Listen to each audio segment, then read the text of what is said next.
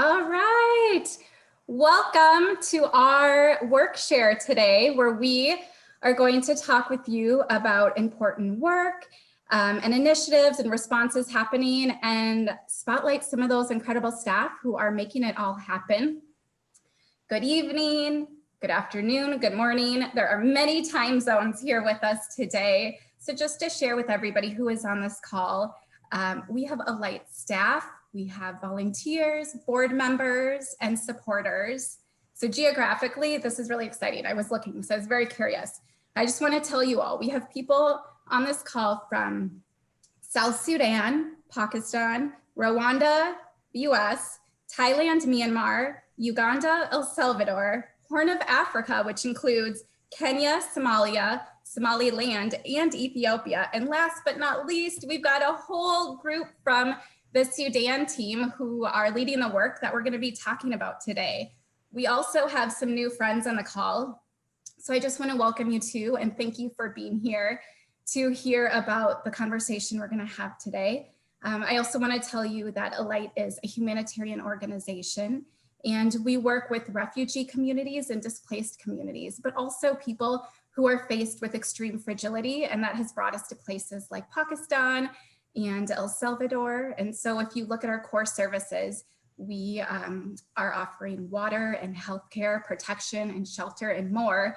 And they're important basic needs, but that's exactly what they are. They're basic needs, and they're really a launch pad for what we are aiming to achieve alongside all of these global communities. So what we're really trying to strive for is helping build lives that are full of dignity and purpose and joy and connection. I should also say my name is Nadia, if we haven't had a chance to meet yet. I work at Alight, and I am part of the Minnesota office. And so my role at the organization is to invite you in and plug you into any of the humanitarian work that you would like to be closer to. So if ever you would like to have a phone call, I'm always here and would love to get to know you. So I have a couple of housekeeping things I want to mention.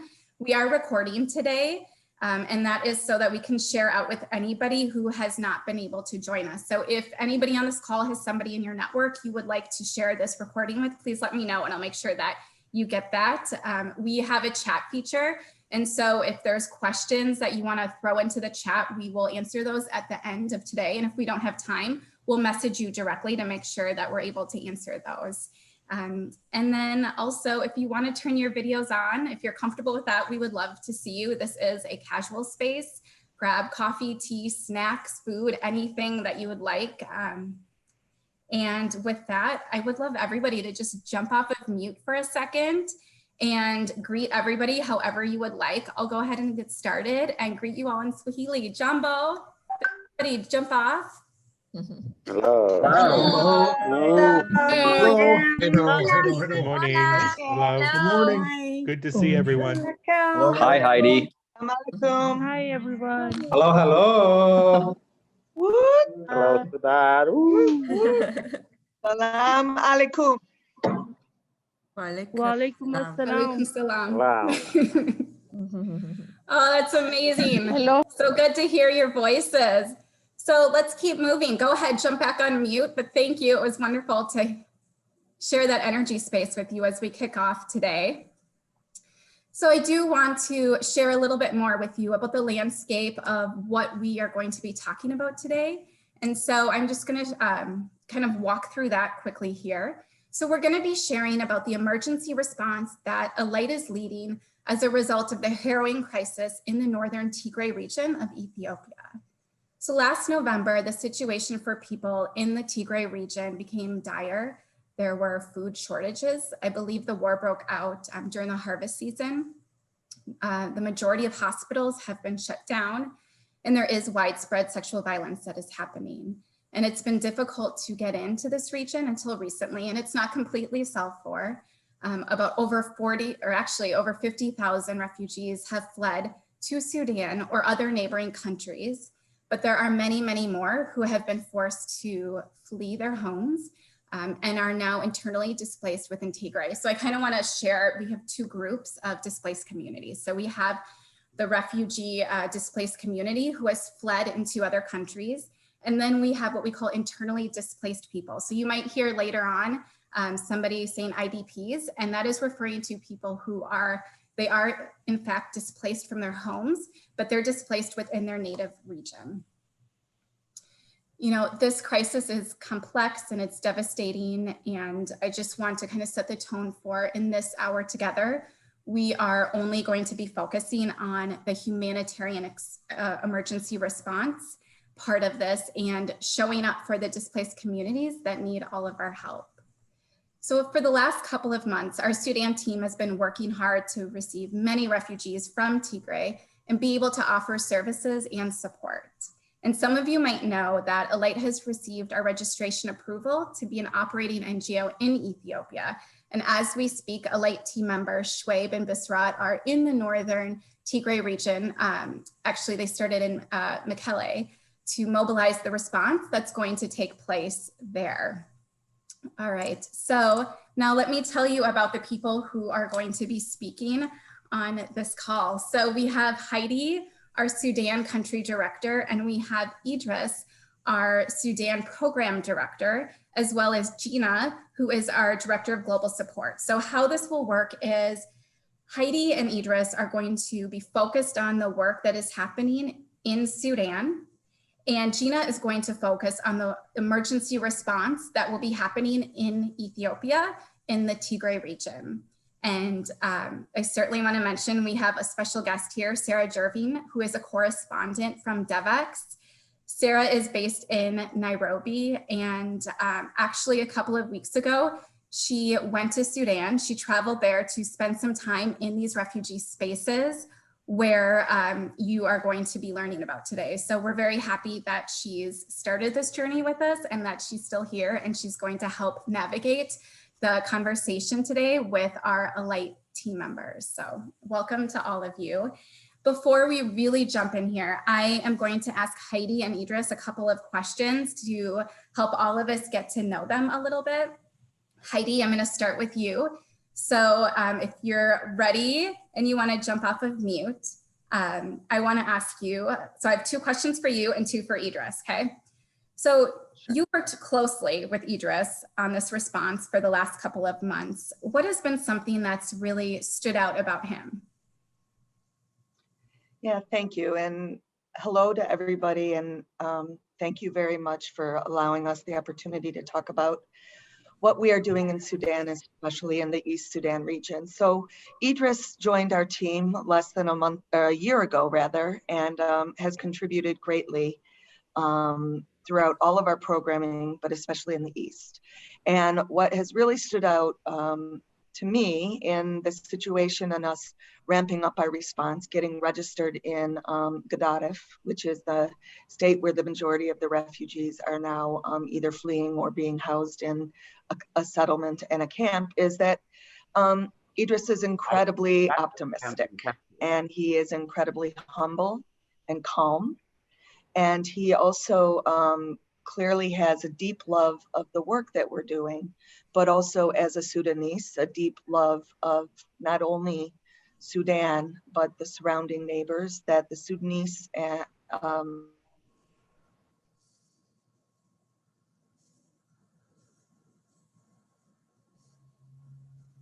We'll give her a second. I think there's just like a little pause in her Wi-Fi connection.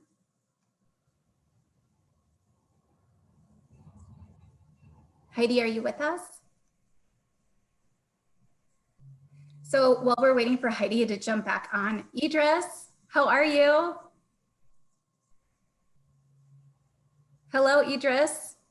I'm gonna go ahead and ask you 2 questions so we can start to get to know you if you wanna jump off of mute. So Idriss, I'm curious, what has been something interesting or even meaningful that has come up while you've been working with Heidi, especially during this first couple of months? The generous support of our head office. Oh. Hello. Hi, how are you? Okay. So Idriss, So this one. oh, Yeah. Heidi, are you there? Yeah. I just want to make sure Heidi gets finished her thought. Yeah, she's here. I just didn't want to cut you off, Heidi. The miracle. So the miracle, Idriss has been a tremendous source of calm, can-do, optimism, and a determination across all of our programming, but especially in Gedaref, which is, as you'll hear as we talk a little bit about our response, probably one of the most difficult and complex and politically challenging, as well as deeply challenging environments. And Idriss has added a sense of no challenge is insurmountable and everything will be okay. And so I couldn't be more grateful to have a whole team of 1,200 staff that are in the ranks with us, but somebody like Idriss leading our programs, because on the days when you feel it can't be done, he tells us it can be done, and then sure enough, we get it done. So thank you, Idriss. Thank you, And I'm Heidi. going to go back to my computer. Okay, thank you. Thank you, Heidi. I don't have a video on there. So Idriss, now it's your turn to tell us something interesting or meaningful that's come up in these last couple of months working with Heidi. Oh, thank you very much. And I'm really honored to be here to present or talk about our work in Sudan, and specifically in South and East Sudan. I work with her almost less than a year, but it's something that really stood out, the way she is doing things. Whatever is need to be done is going to be done, either a CD or officer or a guard or driver. She just wants to be done at any time. She is someone that always care about people and ensures that our commitment to donors and reputation as an organization is always come first. And we are really competitive, and that's why our work in East Sudan stood out. She is really someone that can push forward, but at the end of the day, she has a heart, and she is really living the value of Alight, human-centered leadership. And I really can be proud working with Heidi. She's really given me a sense that we can do more with Sudan program, and I'm really grateful for that. I made the right decision to join Alight, and it's become now a family, not an organization. Well, welcome. We're happy you're here. Alight is very lucky to have both of you. Yeah. So Idriss, I want to ask you one more question. Working in the humanitarian sector comes with a lot of intensity. And I'm curious, what do you do to ground yourself, and how do you relax and how do you unwind when you are able to find space away from work? Well, there's two things. First, when there is difficult time, I always think about the refugees, host community, and IDPs. And whenever the situation that we have is difficult, but their life is really difficult than us. So we always put that first. Then I talk to the friends, I talk to colleagues, and also I really also want to highlight that we have incredible senior management team that always work with them is a sense of pleasure, and also always providing support when support that is come. That is really keeping us continue and keeping us optimism and keeping us that holding on our commitment to the people that we serve. Thank you for sharing. Heidi, I have a question for you for the end of this part of our Workshare. So Heidi, I'm curious, where do you find inspiration and bright spots during some of these harder, more stressful moments in the humanitarian space? Yeah, so it's a great question. And thank you very much. We've had I have to just preface by saying we have had a really long and very difficult week, and it was a mad dash to get us organized to get online. So thank you for understanding. The inspiration, the work we do, there's no doubt about it, and all of you that are so kind to join and hear about this work that we're doing in Gedaref in East Sudan know that the work that we do is difficult, and it's heart-wrenching and heartbreaking. And there are days where you wonder if you can continue. Where I find the inspiration, where I find the bright spots and my purpose, first and foremost is with my staff. We are a staff of primarily Sudanese. We are a staff of dedicated humanitarians, but more importantly, dedicated human beings who definitely always put humanity first. And I was telling a couple people earlier this week that I spent 8 years in Iraq. I've spent now just over 2 in Sudan, and there hasn't been a day that I've been lonely. And that is because of the Sudanese people and the Sudanese culture. And so that inspires me and reminds me every day that I can keep going. When I was in the camps last week, the camp and refugee settlement, the children always give me hope, despite what they have endured and what they've seen their family endure. Mm-hmm. They still find time to laugh, to play, to make toys out of things that we might not think could be a toy, to run up and hug you. We had masks on, and they're my hip height, so COVID, hopefully COVID free. You know, you look at the children and you think this is why we're doing what we're doing, because this is the future, and they deserve, not only do they deserve to be cared for and taken care of, but they deserve a chance to either return home or to rebuild a life somewhere else. And then I really think that it's important to note the volunteers, in particular in this response. The population fleeing Ethiopian Tigray in particular is highly educated, albeit from a poor region. In our camp in Rakuba, in our protection desk, we have a judge who volunteers. We have a forensic scientist who volunteers. They speak 3, 4, 5 languages. Mm-hmm. They themselves are displaced and have been traumatized. And they have found it in their heart to volunteer. They do receive a daily stipend, daily rate. We call them casual workers. But instead of turning inward, they're able to turn outward and continue to help their community. And when I feel really like frustrated, challenged, there's lots of pressure coming from different places, from government, from donors, from life. I think of the children, I think of my staff, and I think of people like the judge and the forensic scientist and the women that are volunteers in our Women's Center.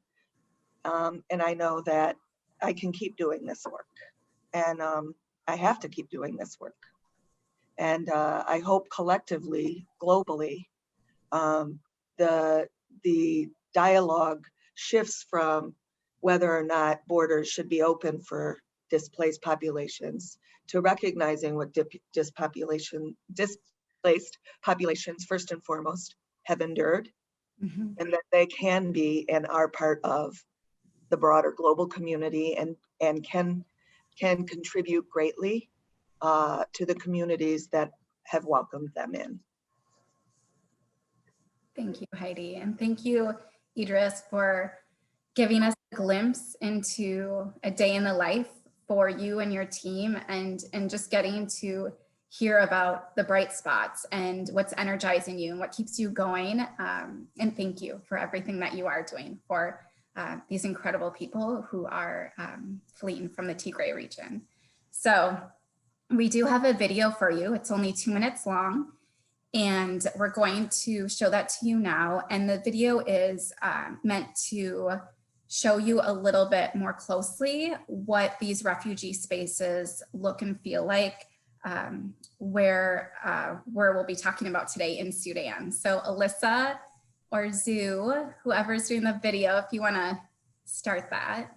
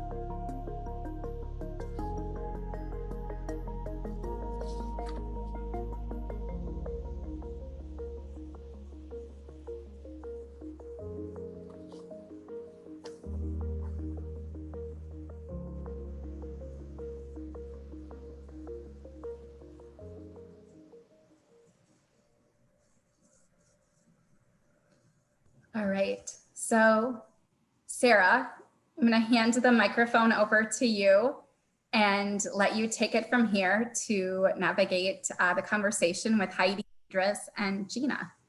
Welcome, Sarah. Okay, great. Thank you, Nadia, and thank you so much for having me and letting me participate in this program. As you mentioned, I had the opportunity to visit Eastern Sudan in January, where I visited both Tuneba and Kuba camps. Tuneba is the newer camp, and Kuba is the camp that has been in operation since November. And I had the opportunity to visit Alight's services while I was there, including a health clinic, 2 protection desks, one at both camps, a women's center, which are really important fixtures within that community in terms of getting health services, also a space for women to voice their concerns, process trauma, and get connected with services, and really important spaces in those camps, and got to learn from Alight's staff members there about kind of the work that they're doing. So very cool to see that work. But just to kind of start off, so Nadia had mentioned a little bit about the background of the conflict, and mentioned it's this very disturbing situation that has been ongoing since November. Still so many needs on the ground, and 60,000 people have, over 60,000 people have come across the border into Sudan. So I'd be interested if Heidi, you could give us a little bit more context on what caused this displacement. Over 2 million people have been displaced from their homes in the northern part of Ethiopia, and talk a little bit about what people who have fled into Sudan, what that journey was like, kind of what they experienced during their time in Ethiopia, and kind of that was one of the things I reported on, was the huge trauma needs for people living in the camps. So if you could give us a little bit more context on that. Yeah, sure. Hi, Sarah. Thanks. Nice to see you, because we've spoken, but I haven't seen you. So yeah, so the situation in northern Ethiopia is a political situation, and there is a conflict, active conflict between the Ethiopian armed forces and the Tigrayan army. And Gina might have more information, but on the Ethiopian side of the border, there's very little information. even today about what is happening in Side Tigray. And so there are some humanitarians that are stuck, if you will, stuck inside Tigray. There's no information coming out of Tigray. And the UN Secretary General actually this week condemned the fact that we cannot get aid into Tigray or credible information out. That is not a political statement, that's a humanitarian statement. So our role as humanitarians is to uphold principles of objectivity and humanity and independence. And so we don't comment on or take sides in any kind of conflict or political dispute. Our role is to ensure that we can deliver aid to any individual who needs our help. And so what we do know on the Sudanese side of the border early in the crisis was that people had been walking for days. People had been walking for days and walking through active combat. We know that they were arriving at a place called Hamdayat, which is in the state just north of Gedaref called Kassala. And we know that they also were then arriving in a place called Village 8, which is across a river, and you have to take a ferry to. Both places are reception centers, and a reception center in a humanitarian crisis is a makeshift area where you can have individuals registered and then given a refugee card. It is a ration card that will allow them to access services. It's actually a physical card, like an old school library card with punch holes. So I bring that up because you can imagine that that is a lifeline between registering and being able to get the assistance that is needed. The unfortunate reality is that a lot of people arrive without papers. They arrive with little more, if anything more, than the clothes on their back. Many arrived without shoes. Some of the children were still in their school clothes because they literally fled from their schools as the conflict approached. Some were in their night clothes and no shoes. Many had not had even water for days. We first saw men arriving, and then days later we saw women and children. We couldn't get a straight story as to why that was. The thinking is because the journey was treacherous, and the men were able to make the journey quicker. Others say that some of them may have been fighters fleeing over into the Sudanese side. We are still 4 months into this crisis, still very much in an emergency situation. While the flow has slowed, it has not stopped. And indeed, this week, there is an uptick. There is active combat on the border daily. We don't hear about it globally, but it's happening daily. And there is an uptick in tensions and violence, cross-border conflict and combat happening. So we are not only trying to respond to these individuals who are arriving in pretty dire straits, but we are also now, while trying to continue to ramp up our response, pre-position ourselves for additional displacement. It's important also within this context to recognize that there are also Eritreans that are displaced. They were refugees in the Tigray region of Ethiopia. They were displaced from Eritrea to Ethiopia. Now they're being displaced to Sudan. And there are many complexities around that. Those refugees we as a humanitarian community with the government of Sudan have moved them to a place called Shagrab refugee camp. And it's actually a series of camps in Kassala state, just north of Gedaref. Shagrab actually has been there for 40 years. And I think it's also important to note, and that is a safe place because it's an Eritrean refugee camp. In Gedaref specifically, it's important to note that many of these refugees, the older ones in particular, are being displaced to the same area where they were displaced many, many years ago.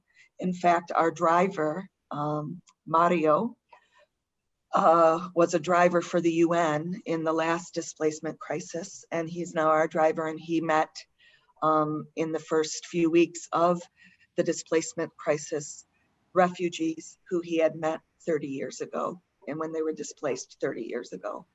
And so the trauma also that you're speaking of is, I believe, Sarah, is more a psychological trauma. Certainly we are seeing pregnant women, we are seeing people with chronic health conditions. We have shortages of drugs, other things that we can talk about. But the reality is there isn't enough psychological or psychosocial, as we call it in our industry, support. It's very important for people to realize and understand us collectively, us collectively to understand that the trauma that's being suffered, or that psychological support that's required, is not psychiatric care for the most part. It is psychological. It's trauma-informed care. It's letting people talk about the trauma they've experienced, and acknowledging and letting individuals know that we see them, and that despite me leading an agency that's doing refugee response, I personally could never, ever understand the trauma or the suffering that they are going through. But if I can stop and listen and show compassion, hopefully that can help people feel that they are not as alone. So as we talk about the needs during this discussion, one need that we have not figured out as a community here, how to mobilize, in part because it's not culturally accepted as something that's done in the culture here, but also the resources and mobilizing the professionals to get to the field to address the trauma. I could talk, if you guys have 10 weeks, I can keep going, but I'll stop. But I hope that that's helpful. People are arriving, dire straits, hungry, need water, need clothing, need shelter, need basics, need medical care. And the crisis is far from over.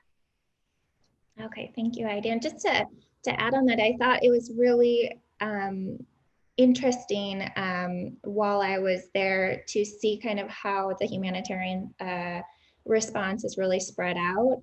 You talked about kind of that border reception area, and people are actually being kind of bused 8 hours away to Neba, and it's just all these very long distances. And there's people at the reception center that, you know, I don't know if the situation is still like this, Heidi, but it was like tens of thousands of people still at the reception center, many kind of returning or hoping to return back over the border. Yeah, so that's a really important point, and I will try to be brief, I promise. It's really important also to recognize that the Tigray region in Ethiopia is an agricultural region. And so a lot of those that fled are farmers. And so in the early days of the crisis, they were staying at the border. Many of them fled with their farm equipment, in fact. And they were staying at the border because they wanted to be able to return because it's harvest season.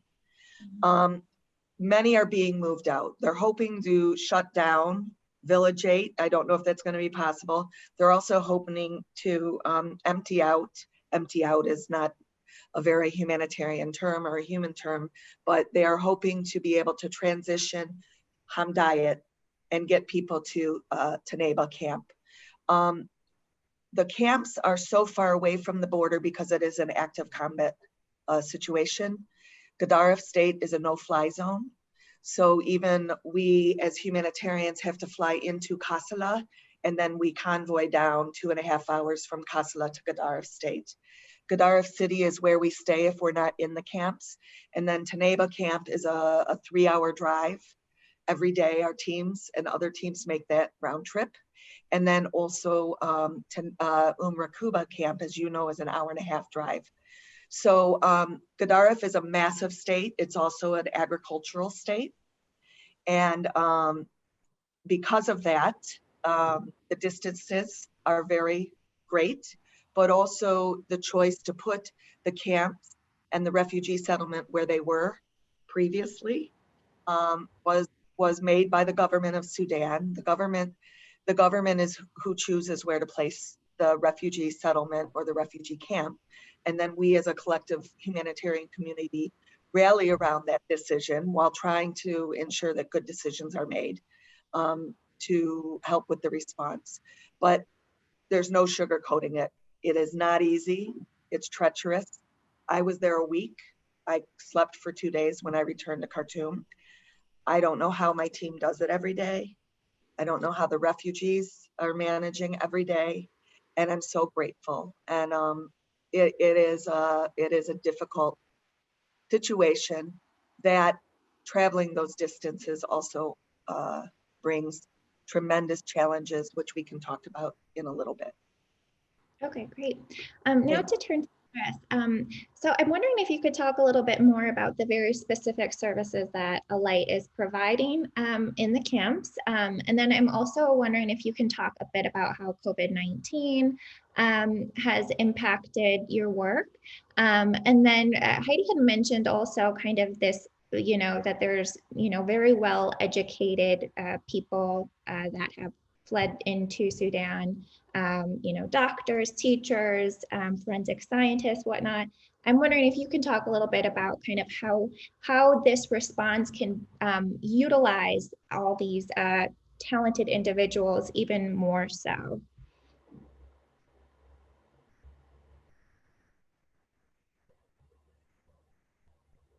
And I think you're on mute, Idriss.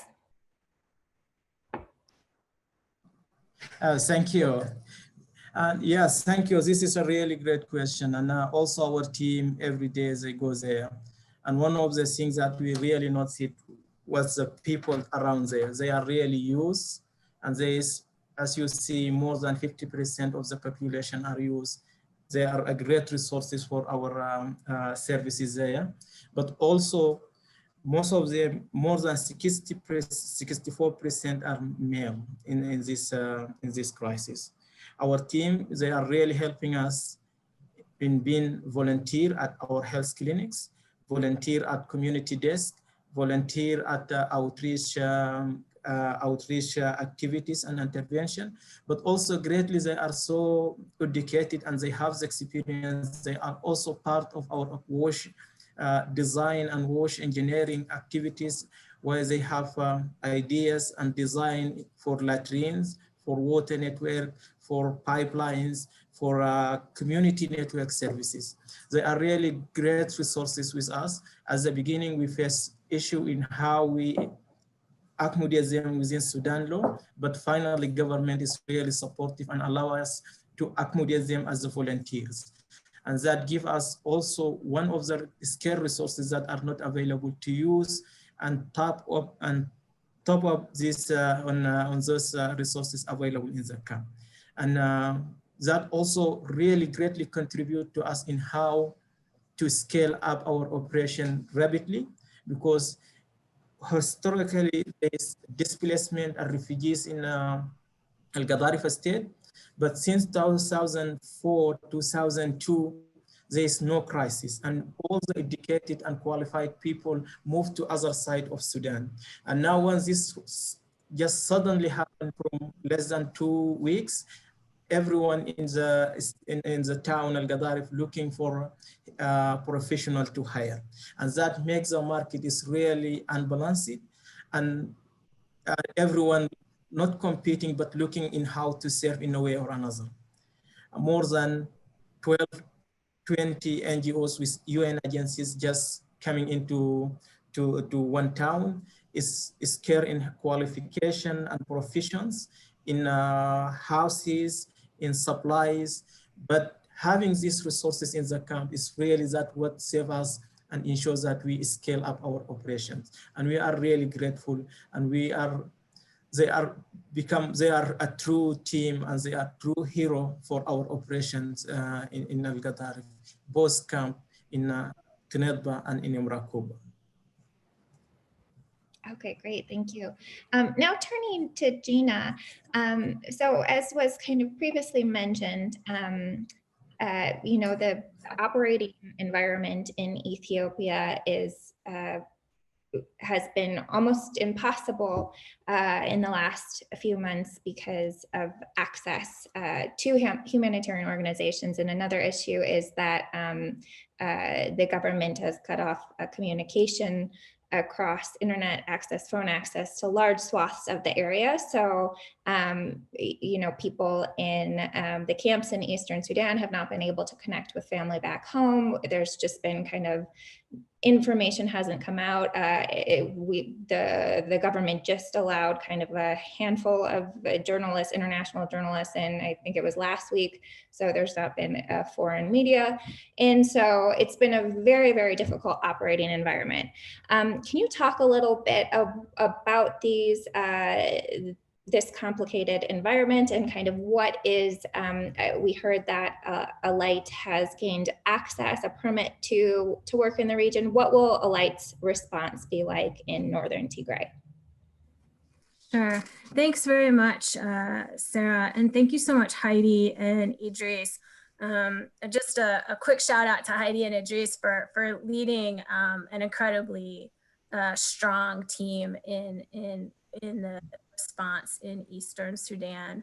And so I want to just again give them a thanks for that under incredibly heartbreaking circumstances.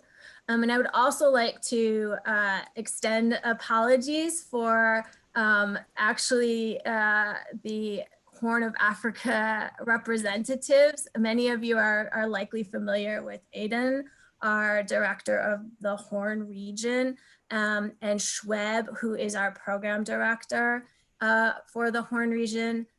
They could not join us today. So I have been very lucky in that they suggested that I could give a brief discussion on their behalf. And I hope that I can do them justice because they are also doing incredibly amazing work in Ethiopia. And I hope that at some point you will actually get to hear directly from Aiden and Schweb, who are obviously clearly in Ethiopia doing this work. So thank you for that. To address your question about access and what we're doing in Ethiopia, yes, access has been very challenging for our team. I think Heidi touched on this as well. What we call the humanitarian corridors, the space for humanitarians to move within a region to respond to a crisis have been blocked and very difficult to have the government open them. And I would like to also just reiterate one other thing that Heidi said. This is not a political stance at all. It is our job as humanitarians is to be neutral and to provide the support to those that are in need, regardless of where and what is happening. So in talking about space, it's just that it's been blocked. In any case, you have to go through many channels to receive permission to move within these spaces. We have finally received permission, and Schweb is headed there to help do an assessment. We also have hired a Tigrayan himself, who is leading part of this effort in Tigray, particularly if you're familiar with the region. Mekelle is the capital, so we're looking to do some work in Mekelle.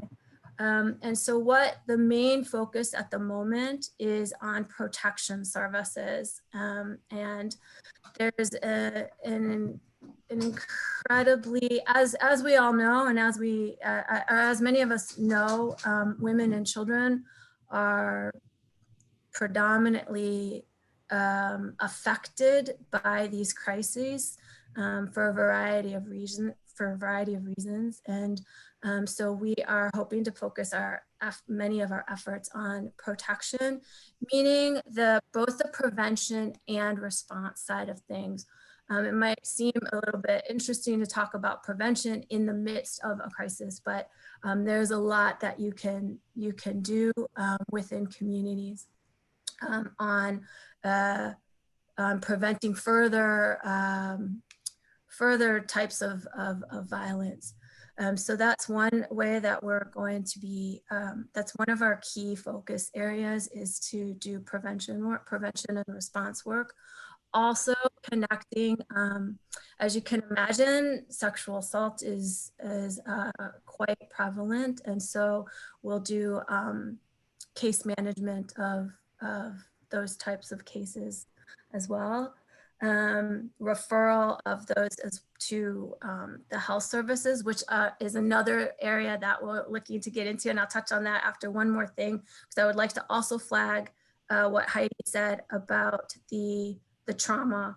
And that's another area under protection that we're hoping to look at as well. We have a very strong mental health and psychosocial program in our Somaliland, and Puntland program. And we're hoping that we can bring a lot of the amazing work that's been done in that area as well into the Tigray region, and help with some of this crisis-informed trauma.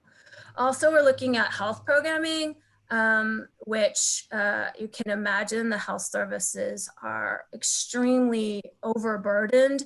I believe that Schweb had mentioned something like there were initially 380 health clinics before the crisis that in operation. Now there are 4.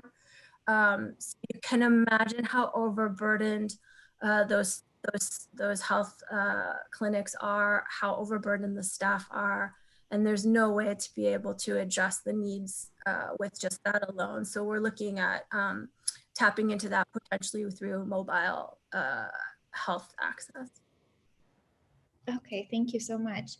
So back to Heidi and Idriss, and either one of you can address this question. But so Sudan is going through its own economic issues right now.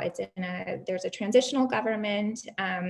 Inflation is some of the highest in the world, and the situation that it created over the last year is that there was an official currency exchange rate at 55, which was steady, and then the black market exchange rate was, around 370 to 400, and humanitarian actors have to use that official exchange rate. So it made exchanging money into Sudanese pounds very, very expensive. So the humanitarian operations have been very expensive in Sudan.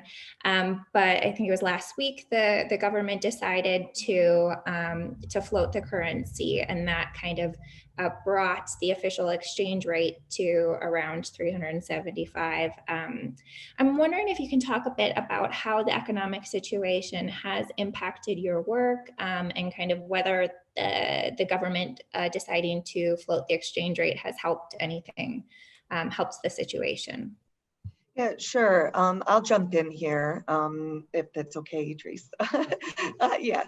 So actually, it's a really critical and a very important question. I think first and foremost, the bank rate being the same as what was the black market rate or the market rate has resulted, of course, in us being able to manage our financial commitments and our procurements for our programming in a way that has been extremely difficult since last year. Stepping back, however, it's critical to also understand that even before the revolution, Sudan was in a deep economic crisis. It's in a critical economic and political crisis now, even today. The crisis started with protests because there was a shortage of bread, which is a staple in the Sudanese diet. And it escalated to the removal of the former al-Bashir regime. We are now on our 4th or 5th government since that time in 2019.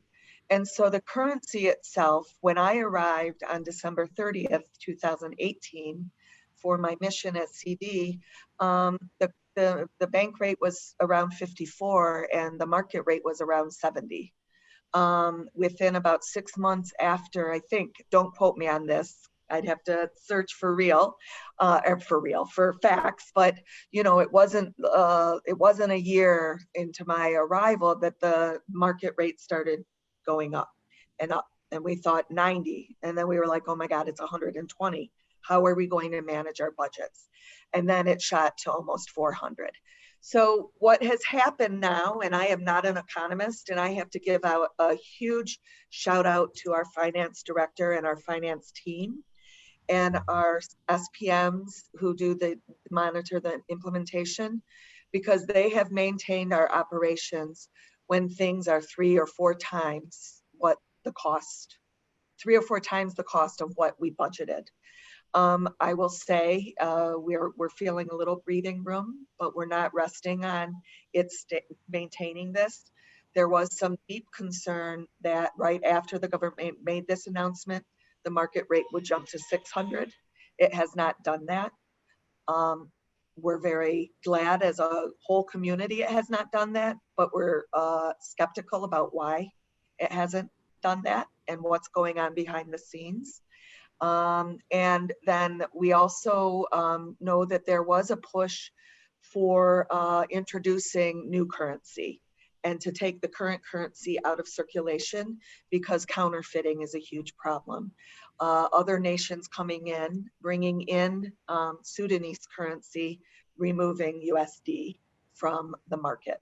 All of that has resulted in vendors demanding USD prior to this government, whatever the economic term is, the exchange rate leveling with the market rate. We are now able to pay in USD to renegotiate our contracts. Renegotiate our contracts in Sudanese pound, which allows us to be closer now to the budgeted amount of what we planned for. It's complex. I won't pretend to be a Nobel laureate in economics. What I do know is I'm grateful to our finance team. We're grateful to the government of Sudan for really trying to grapple with some really significant challenges and all the while really supporting while Sudan is in itself in its own myriad of crises. It's one of the largest ongoing humanitarian crises in the world. It continues to open its borders for refugees, and it continues to find a way to support populations that are fleeing violence, conflict, persecution. And so despite all of these challenges, we have to believe that we will prevail as a community, and I count myself as part of the Sudanese community. And certainly the trying to address the exchange rate, the bank rate, and shut down, which many hundreds of illegal money exchangers were arrested. We have to believe that that will have a good impact, hopefully, not only on our humanitarian operation, but on the lives of the Sudanese, who the vast majority live day to day on income. Okay, I thank you, Heidi. That made sense. Yes, definitely. Now a question for Idriss. So when I was there,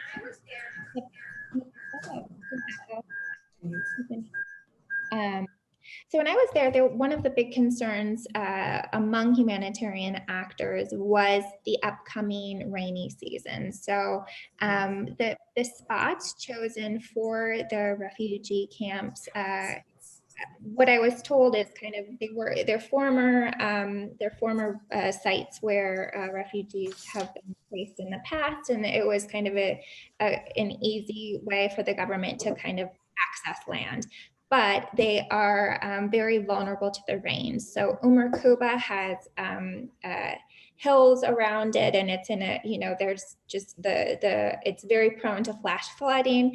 And then Tuneba has black cotton soil, which becomes very muddy during the floody season. So from what I understand, the rainy season is expected to start in May. Could come earlier with kind of the erratic weather with climate change in the region. But I'm wondering if you can talk a bit about your concerns about the coming rainy season. And if you could touch on the health aspect of that, concerns over cholera, waterborne diseases, whatnot, and what needs to be done to upgrade the refugee camps. Wow, thank you very much. It's really a big question.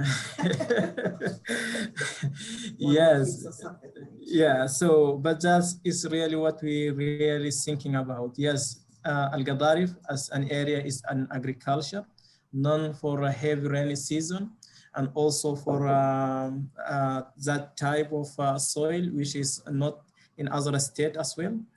And currently, most of humanitarian actors looking at this is as the second wave of the crisis, if not address it timely. Many of NGOs, CDs, programs, and other looking in how to regrouping and making a working group to address this issue. It includes resources and also re-engineering the camps and ensure that the camps is in a way or another uphold upcoming rainy season. For example, Tinedba, when we talk to community leaders in Tinedba village, they say last rainy season, the same area of the current camp is about 30 to 40 centimeter above the ground, the water was at that time. So imagine that what will happen to the refugees just coming in that situation. One of the things that is will increase, not cholera will be one of the key issues that we need to address. Malaria will be really a huge concern. And also snakes and scorpions, because this land is making cracks during summer, and then when filled with water, all the insects and other animals come out. And that will really also become an issue for agriculture, for host community, and for refugees as well.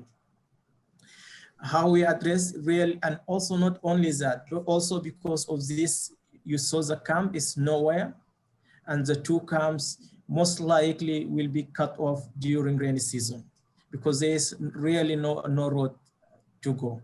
That is also a concern for us as a humanitarian, and for health in a specific, referral system will not be function if not address it quickly.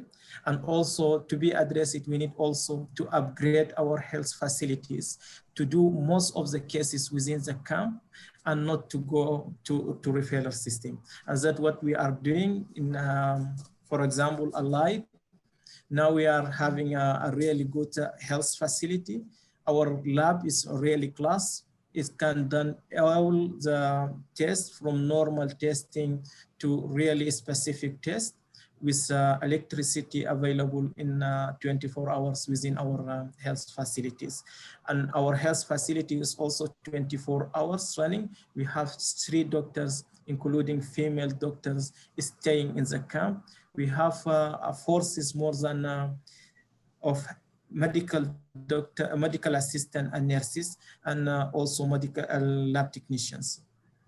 And this is also, we have 24 hours ambulance services that to take those refugees to the camp. And even more than that, also we have referral focal points, where we have referral point for focal point in Gedaref, referral focal point in Al-Faw, referral focal point in Medani, as well as in Al-Mafaza locality, where it's the closest place. We are preparing ourselves, but also we need to highlight that it's a challenge. It takes time and resources, and also unified actions that from UN, from NGOs, and also from community. And this is also, we need to be also thankful to host community that is really doing their best to accommodate, but also they need support out of this. And we can talk how we are as Alight working with the community through those discussions. Thank you. Okay, thank you so much. And that's great to hear that you have staff members and doctors located in the camps, because that was one other thing that was really striking about the setup of the refugee camps, is that to Neba, you actually have to off-road for about almost 40 minutes to an hour. So you're just you're driving on dirt. There's no tarmac road.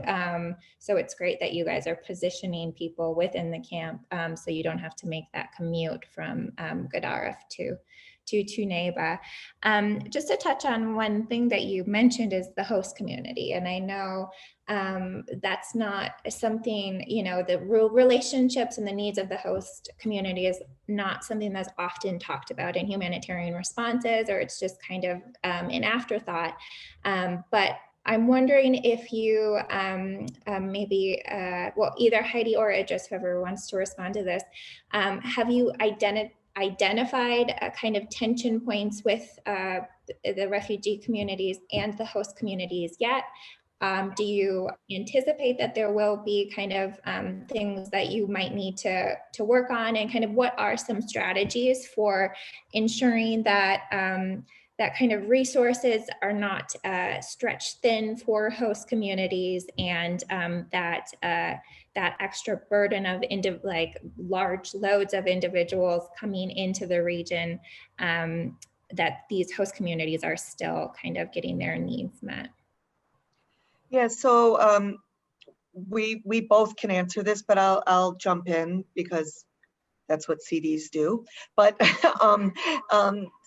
but also I was just there. Yeah, mute. So I was just there and actually had the honor of meeting with one of the community leaders. So what's really important for all of us that that might not be exposed to this kind of a crisis every day is to understand that the government chooses the locations where to put the refugee settlements or camps, but the community also has to agree. There has to be some community acceptance. So there is a lot of tension already between the community and the international community, because the communities in Gedaref are agriculture. There are very limited economic opportunities, and they feel that the international community did not uphold its promise after the last refugee crisis 40 years ago to build the schools, to build the roads, to build the health centers, to build the water point that were promised to them for hosting the refugees the last crisis. And so this is not dramatic, this is true. The community leader that I met last week, they held a community meeting in Neba camp with international donors and the UN. This was conveyed to me by a donor. The community leader said, "We want to know what you are going to do for us this time, because you didn't uphold your promise last time. And if you don't do something for our community, we will burn those tents down." And he walked out, and the community cheered. Now, whether or not they will literally burn the tents down, I think that is indicative of the tensions that exist already that were not honored or addressed. We have finite resources, but Alight has an approach that doesn't cost a lot of money to try to address some of those tensions. First and foremost, we meet with the community leaders weekly. Community acceptance to us is critical. So we would like to do some change makers programs for the community. We can't build a new school, or maybe we could. Maybe there's some way we can generate enough income. I'm not going to say can't, but right now, what we are looking at is some of the smaller, quick projects that are meaningful, driven by and co-created with the community that we can do to show them we see them. We are grateful to their willing to host the refugees. We see them and we know they have needs, and we are not going to forget them this time. We stop, our convoys stop and shop in the shops before we leave the area. We get tea there, we buy nuts and fruit and try to contribute to the economy there. But more than that, we want them to know that we are partners with them in not only responding to the refugee crisis, but to understanding what their needs are, mobilizing as an organization, but also advocating and mobilizing bigger resources so that the host community becomes part of the efforts to serve all people that are vulnerable and need in that area. If we don't do that, there will be conflict. It's critical to note that at the onset of this crisis, it's the people of Gedaref that responded first. They opened their homes, they gave clothing and food, they cared for refugees as they were fleeing funneling into Gedaref. That is the true spirit of Sudan. It is a very generous, kind, caring, loving community and country. I often tell my team here, I feel like I believe that Alight values are Sudan values, and that us becoming Alight in Sudan is actually really aligning what it is to be Sudanese and work in Sudan with new organizational values, but we are already Alight. And the response by the host communities and the government of Sudan, not always sunshine and roses. I'm not going to sugarcoat it. It's hard, but it's been generous, and it's been in my opinion, in the true spirit of the Sudanese way. And so we owe it upon ourselves and for the refugees and for the community that we work hard to bring resources to the people who are hosting the refugees, who were the first to care for them, who were the first to respond to this crisis, who still today call them our brothers and sisters, and ensure that we don't leave them behind this time. Okay, great, thank you. So now I'm going to take a question from the audience, and that is, how is the food question being addressed based on reports that this was already in short supply as a result of locust invasions in the Tigray region since early 2020? I don't know who wants to respond to that one. Yeah, so the food is at the beginning, the arrangement for first 2 weeks in the first 2 days in the camp will be wet, and then WFP is scaling up their operations in both camps. It is at the beginning, really this was a little bit organizational issue and coordination, but as we go along now, there is more partner helping UN to take over in terms of distribution and ensure that there is a right fit and food for refugees, not like Sudanese. At the beginning also, because the response is just happened, and also there's no respect for, it's not respect, but they don't consider died in Tigray in region, but later on, by the time and feedback, people are start addressing and become aware what is need to be changed when they are delivering food. That one was things that we see, but as we go along, it will be improved, and we have good partners working there. Alight is not doing distribution, but we are observing and monitoring, because also part of our protection desk looking at the feedback from community and channel and address this and feed the community is just a link between service providers and community, and that always our message between two service providers and beneficiaries, that things as we speak now is improving, but definitely there is a way to go, and surely we will address that food issues. It might be not be my only concern, might be during rainy season, where bulk of supplies might not be able to be transitioned or stockpiled in a campsite, and that will be an issue. And I hope that in coordination meeting and working group, we try to to bring that issue as of coordination and ensure that supplies are being in the place in the camp and be prepared for rainy season. And it's a part of an emergency response plan for flooding in the east and in the camp as well. Okay. Can I just really quickly, also say that improvements are being made, but it's still a critical problem. And while we're not doing the food distributions, part of our health response is nutrition. And Sudan it has one of the highest malnutrition rates per capita in the world. And it's the work that we've been doing in Sudan and continue to do, in particular related to pregnant and lactating women and children from gestation through 5 years of age. And so a lot of work needs to be done. It's a valid question, and coordination, as he said, as Idriss said, is getting stronger. But there's a supply chain challenge. There was food kits that were not getting delivered. And we're also bringing to the fore the need to look at how we ensure that there are repeat food distributions. I met a young man in the camp last week. He's separated, unaccompanied minor. He hadn't eaten for 3 weeks. He lost his ration card and had not been I don't know if he hadn't eaten for 3 weeks. That's probably not correct. He had not received his food rations for 3 weeks because he had lost his ration card. So others were sharing food with him, but he was hungry, he was cold, he was confused, and he was scared.